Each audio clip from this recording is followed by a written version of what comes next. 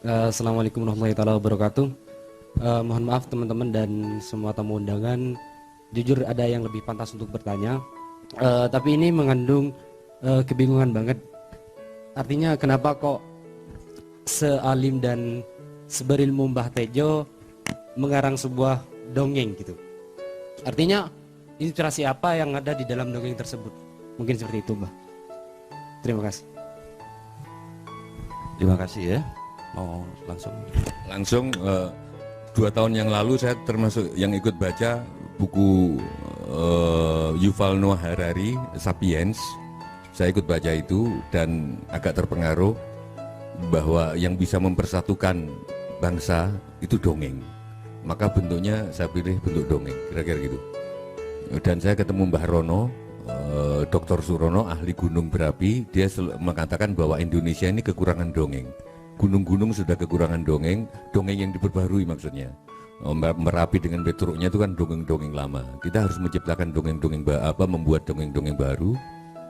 Yuval Noah Harari bilang gini, kalau 30 orang dikumpulkan oleh seorang komandan, namanya komandan pelton, misalkan komandan peltonnya Mas Edi atau komandan peltonnya Profesor Bijos atau Blontang Pur, aku nggak perlu cerita tentang Blontang Pur ke pasukannya itu yang 30 orang. Ketika meningkat menjadi di atas pelton itu apa? Kompi. Ketika kompi mungkin 100 berapa gitu ya, 100 orang, aku nggak perlu cerita tentang komandannya ini, misalkan Blontang, atau nggak perlu cerita Blontang itu begini loh, mereka 100 itu sudah kenal satu-satu. Tapi begitu sudah batalion 500-an, aku sudah harus mulai cerita tentang Blontang. Aku harus mulai cerita tentang Mas Edi, kalau Mas Edi itu komandannya. Mas Edi itu dulu ya, waktu perang Timur-Timur, wah, dia tuh bisa pegang orang ya, pelor itu ya, dilepas ditangkap sama dia. Mulai bikin gitu, baru 500 orang itu bisa bersatu gitu loh Mas.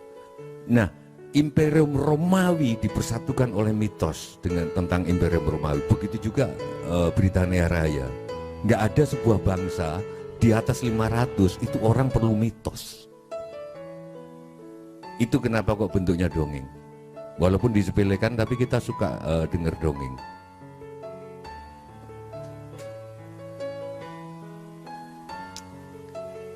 Ada pertanyaan-pertanyaan yang menarik menjelang di Twitter ini teman-teman.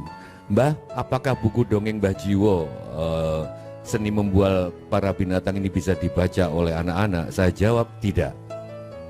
Tapi buku ini bisa dibaca oleh kakak-kakak, orang tua untuk menggali dongeng-dongeng untuk anak-anaknya.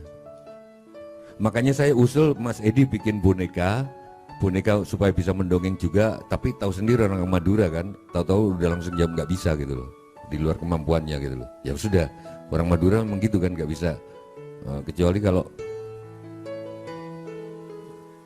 Mas dongengnya ini dari besi tua Mas, apanya, bonekanya itu nanti kacamatanya dari besi tua nih Mas. Wah, pasti aja mau dia gitu loh.